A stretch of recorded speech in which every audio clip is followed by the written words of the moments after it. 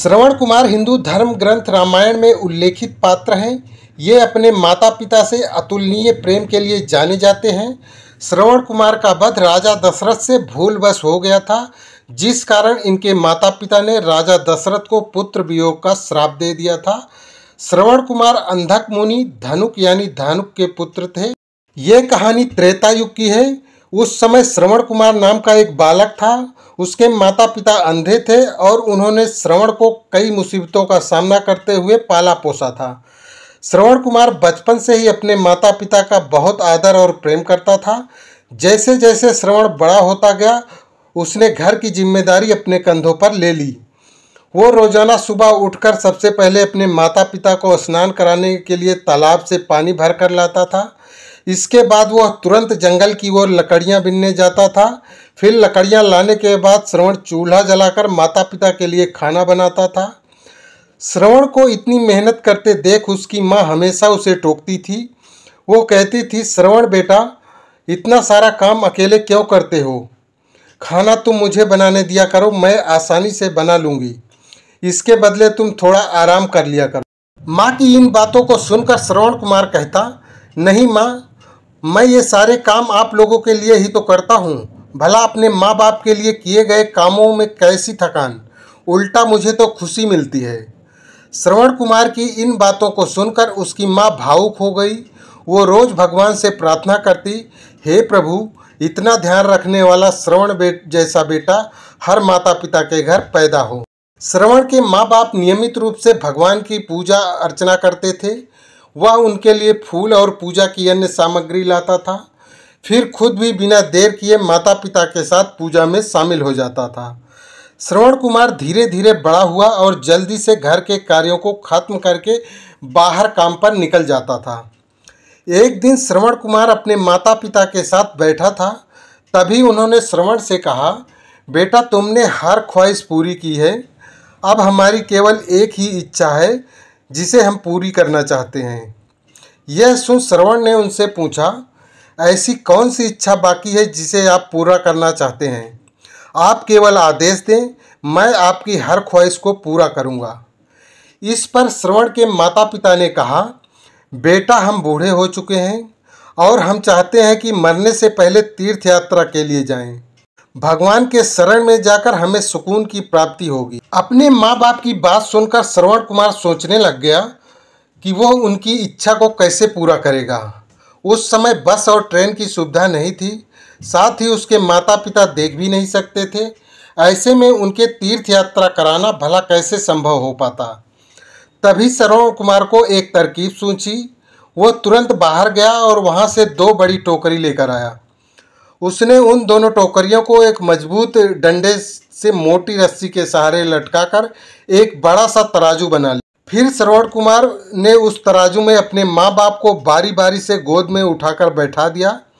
उसके बाद तराजू को अपने कंधों पर लेकर उन्हें तीर्थ यात्रा पर लेकर निकल पड़ा। वो लगातार कुछ दिनों तक अपने माता पिता को एक के बाद एक सभी पवित्र स्थलों पर घुमाने लगा। इस दौरान श्रवण कुमार ने अपने माता पिता को प्रयाग से लेकर काशी तक के दर्शन कराए।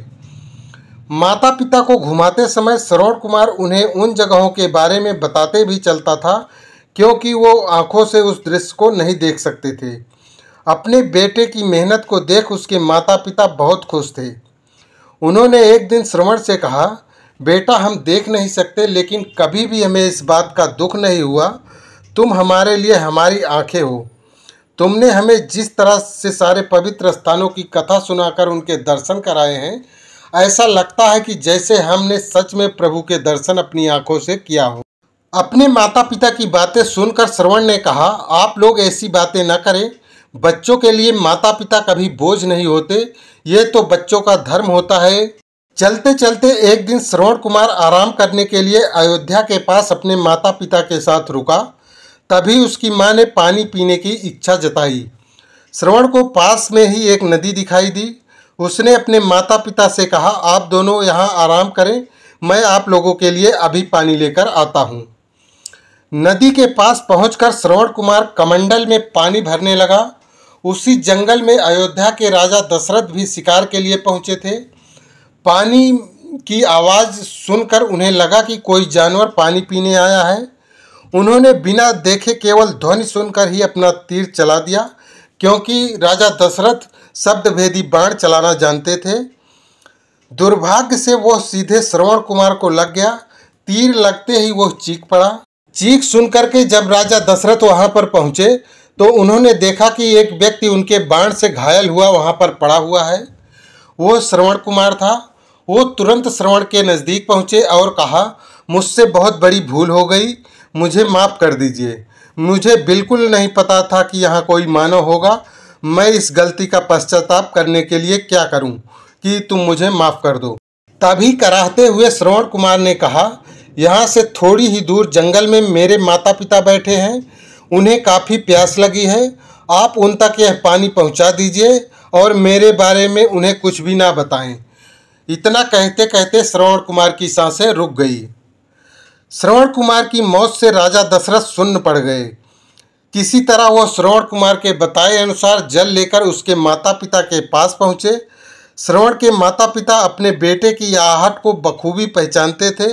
जब राजा दशरथ उनके करीब पहुँचे तो उन्होंने आश्चर्य से पूछा, तुम कौन हो और हमारे श्रवण को क्या हुआ, वो क्यों नहीं आया?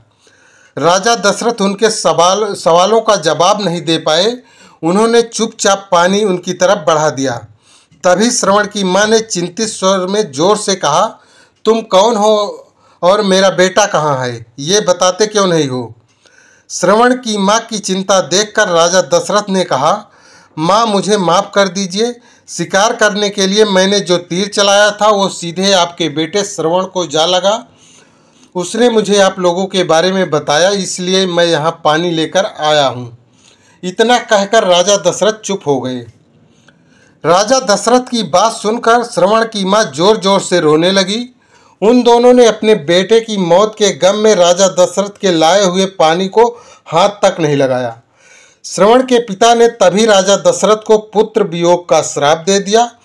कुछ ही देर में श्रवण के माता पिता ने अपने प्राण त्याग दिए।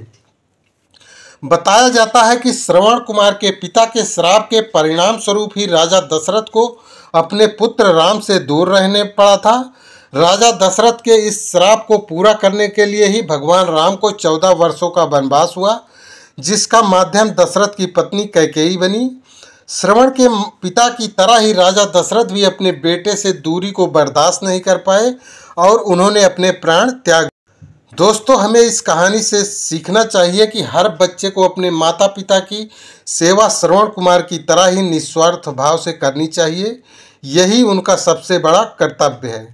तो दोस्तों, अगर आपको वीडियो पसंद आया हो तो प्लीज़ वीडियो को लाइक करें और कमेंट करें, और अगर चैनल पे नए हैं तो चैनल को सब्सक्राइब ज़रूर करें। धन्यवाद दोस्तों, जल्द ही दूसरे वीडियो में मिलते हैं।